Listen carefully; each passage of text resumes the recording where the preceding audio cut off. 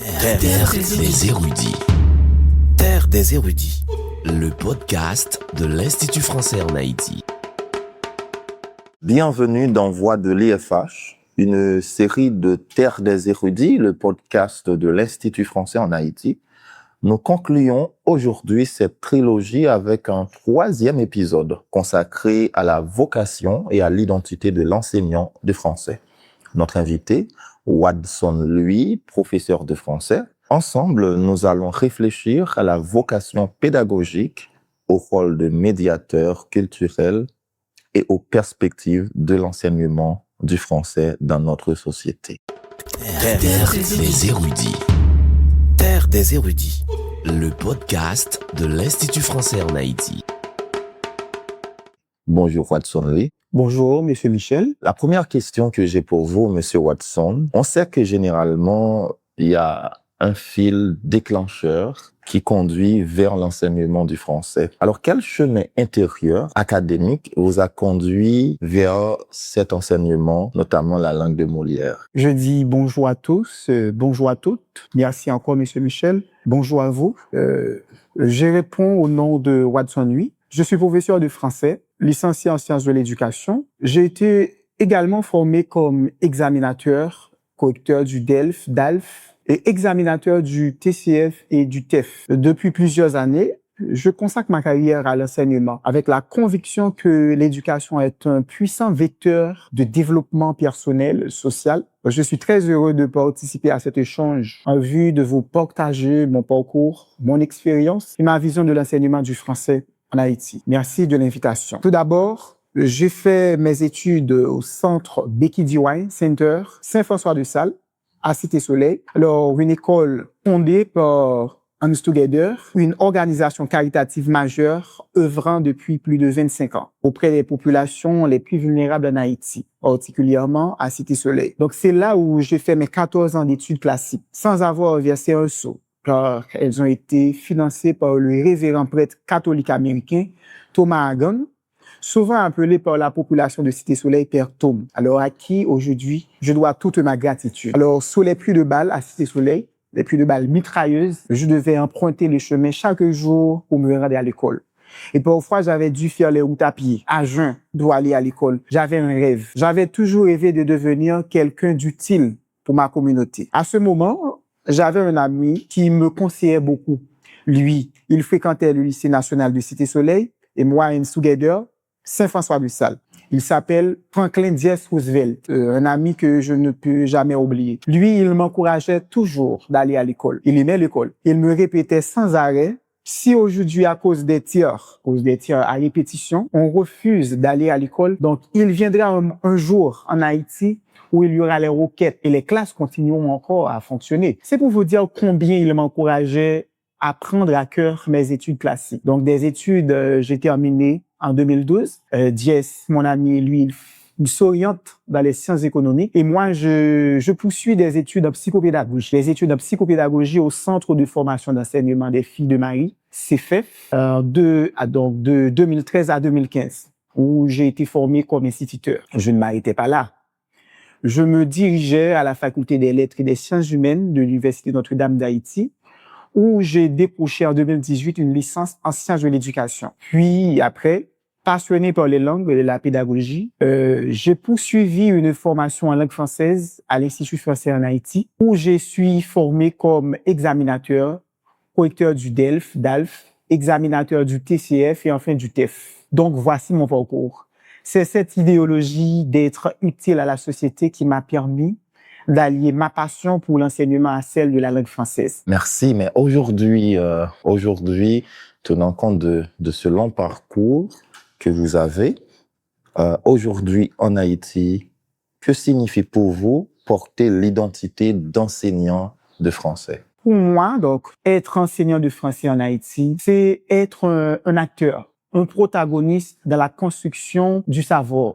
C'est participer, contribuer au développement de la société. Donc, c'est bien plus qu'enseigner une langue, d'après moi. Alors, c'est former des citoyens capables de réfléchir, de communiquer et participer au développement d'Haïti. Alors, en effet, c'est fait preuve de créativité, malgré les énormes difficultés du système éducatif. C'est encourager les élèves à lire, à écrire, de manière qu'ils s'expriment avec confiance et à découvrir la richesse de la culture francophone sans pourtant nier la littérature haïtienne. Donc, pour moi, chaque personne qui apprend une langue, pas seulement le français, elle acquiert un outil supplémentaire pour poursuivre des études internationales, accéder à de nouvelles opportunités, contribuer aussi au progrès de la société. Ça, c'est vrai. Ça, c'est vrai.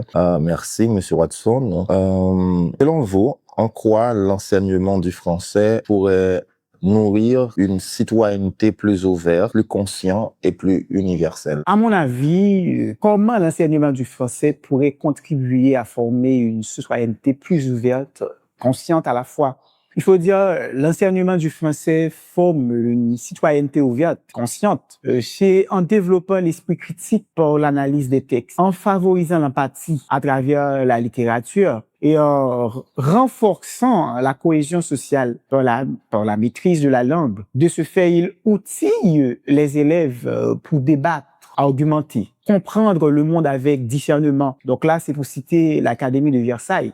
L'acquisition de ces compétences citoyennes se structure à travers plusieurs axes fondamentaux. Tout d'abord, l'esprit critique et le jugement autonome. L'étude des textes argumentatifs, de la rhétorique et les médias, cela apprend aux élèves à décrypter les discours, à identifier les manipulations et à forger leur propre opinion. Deuxièmement, l'ouverture sur l'altérité. La lecture d'œuvres littéraires permet de se mettre à la place, de découvrir d'autres cultures et de développer l'empathie, pilier d'une société tolérante. Troisièmement, on peut parler aussi de l'émancipation par l'expression. Maîtriser la langue à l'oral et à l'écrit est indispensable pour former ses idées, défendre ses droits, respecter ses devoirs. Donc, participer activement à la vie démocratique de sa société. C'est ce que je voulais dire. Oui, participer à la vie démocratique de sa société. Et ça permet, comme vous le dites, permet à la personne qui apprend la langue de développer une certaine conscience de citoyenneté et de pouvoir s'engager dans la société. Mais est-ce que dans votre cours, Monsieur Watson, est-ce que dans votre cours, vous arrivez à instaurer cette partie de culture avec vos étudiants? Alors, on peut le dire parce que avec les apprenants, on a dû faire certaines routes ensemble, partir de leur vécu, leur réalité, ce qu'ils sont en train de vivre sur le terrain, dans leur quotidienne. Donc, on est obligé de partir de tout cela et voir avec eux comment au moins on peut construire une citoyenneté, alors un citoyen beaucoup plus responsable envers la communauté. Donc, en peu de mots, je peux le dire. D'accord. Monsieur Watson, est-ce que vous avez une pratique, une activité concrète qui donne souffle et vie à vos cours au-delà des manuels?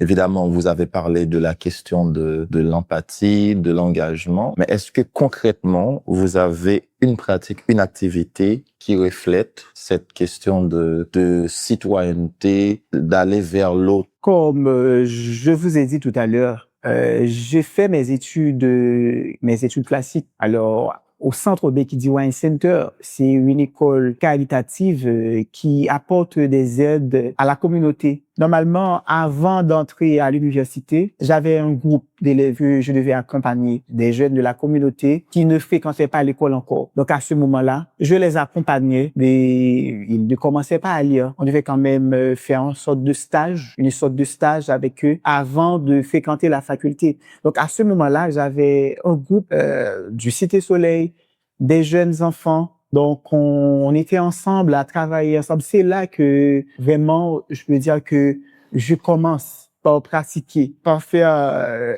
je peux dire, l'expérience étant que enseignant. C'est vrai que c'était pas facile d'apprendre à lire, d'apprendre à écrire à des enfants des adolescents, donc à partir de 16, 17 ans, qui ne fréquentaient pas encore l'école. Donc, je peux dire là, tout ça, ce sont des expériences, je peux dire des acquis. Donc, il faut dire, j'ai accompagné plusieurs apprenants à la préparation des examens du DELF. Beaucoup me disent qu'ils osent désormais échanger avec des communautés francophones. Donc, tout ça, donc, je peux considérer ces expériences-là comme un avancement. Alors, ce sont, je peux dire, des exemples, des actions, je peux dire, étant que citoyen que je pourrais, à mon avis, proposer à la communauté. Merci. On sait que généralement le métier d'enseignant fait face à de grandes difficultés.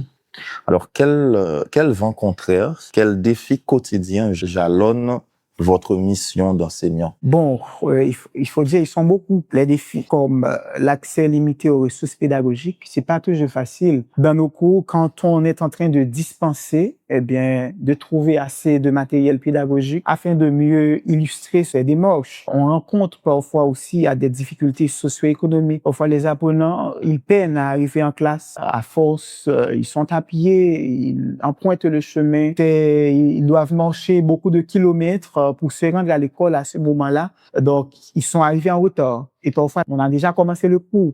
Et c'est à ce moment-là qu'on voit arriver Marie.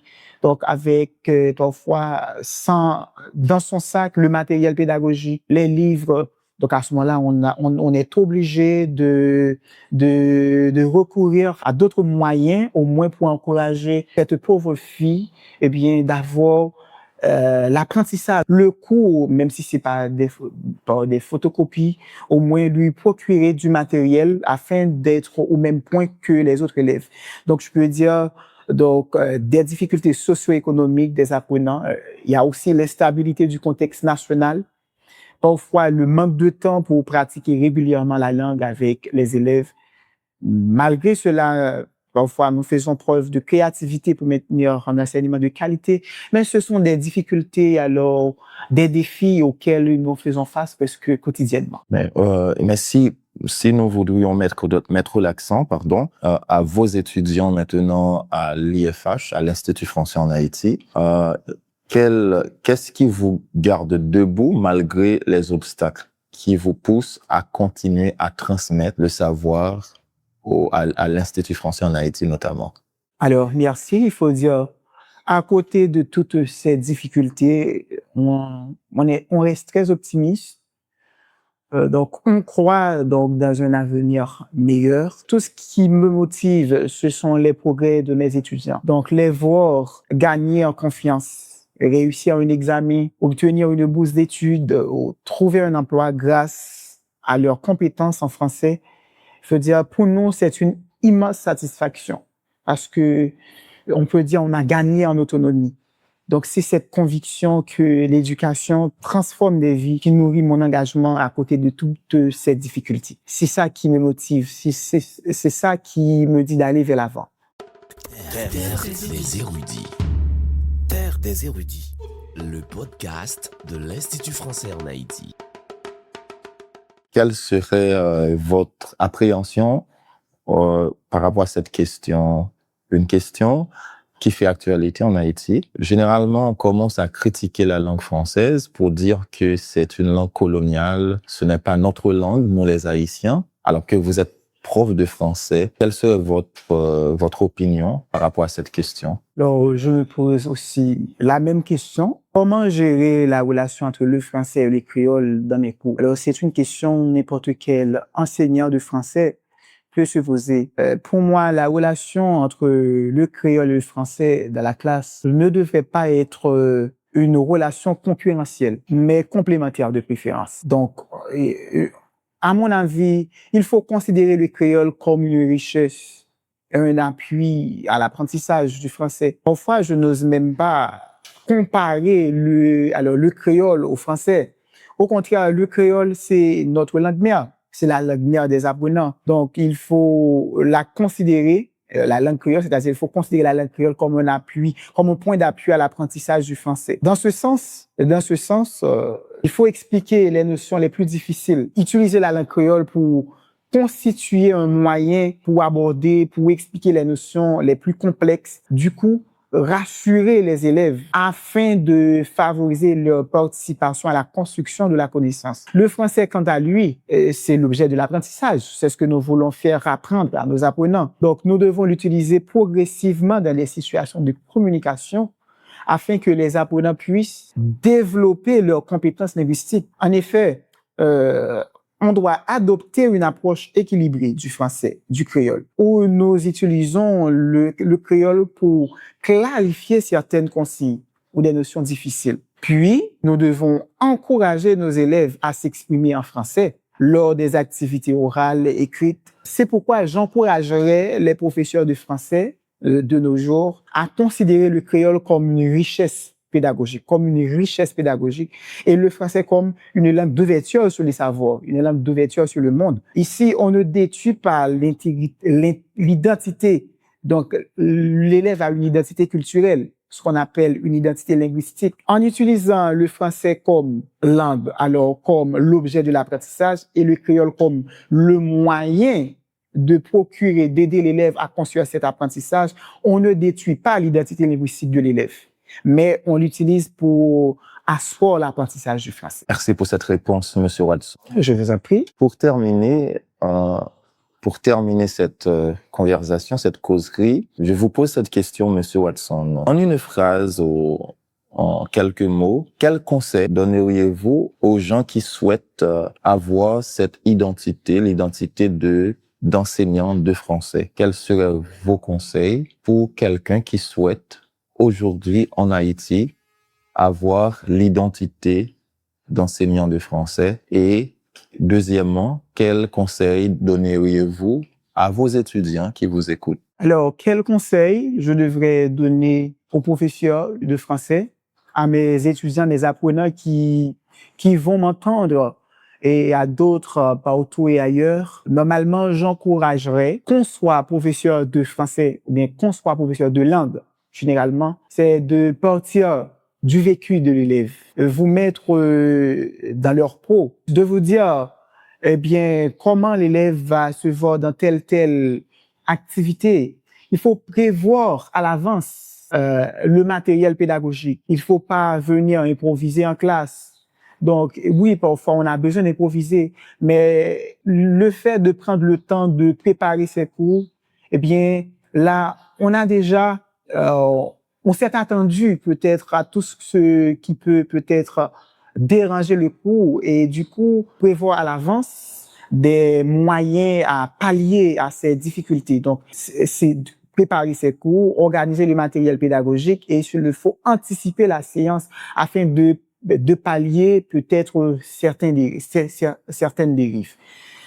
Comment je pourrais dire l'enseignement du français, je peux dire du côté de mes élèves, je les encouragerais à lire, à faire des recherches. C'est vrai, de nos jours, la fréquentation de certaines bibliothèques physiques est presque interdite parce que tout le monde, eh bien, cherche à fuir leur domicile, on quitte les lieux, on vide les lieux, mais il faut dire, on finira jamais d'apprendre.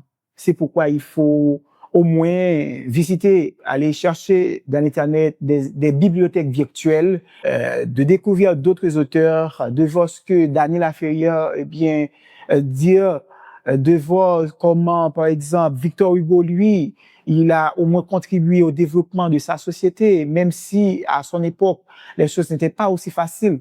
Même si c'est pas pareil à la situation que nous sommes en train de vivre aujourd'hui, mais le fait de ne pas se borner, eh bien, ça peut être considéré comme un atout pour la société et pour soi. Donc, il faut prendre le temps de se former. Il faut continuer à lire, même si parfois on n'a pas le matériel pédagogique, mais il y a d'autres livres qu'on peut lire, même si parfois ce ne sont pas des livres didactiques, mais le fait de lire pour son plaisir, c'est un moyen aussi de se former. Il faut prendre le temps de lire, de découvrir d'autres auteurs, afin maintenant de se construire personnellement. Donc, dans ce cas, on n'aura pas besoin d'un professeur, on n'aura pas besoin à se rendre dans un lieu où se diffuse, où se donne l'apprentissage, mais au moins prendre le temps de se construire personnellement, je trouve que c'est un bon moyen. Merci d'avoir suivi ce 3e et dernier épisode de la trilogie Voix de l'IFH. Avec Watson Louis, nous avons découvert que l'identité de l'enseignant de français en Haïti se construit entre vocation, culture et citoyenneté. D'ailleurs, il a mis l'accent sur l'engagement.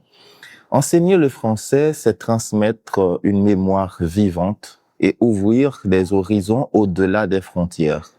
Nous remercions chaleureusement notre invité Watson Louis et vous, chers auditeurs, qui avez accompagné cette série par votre écoute.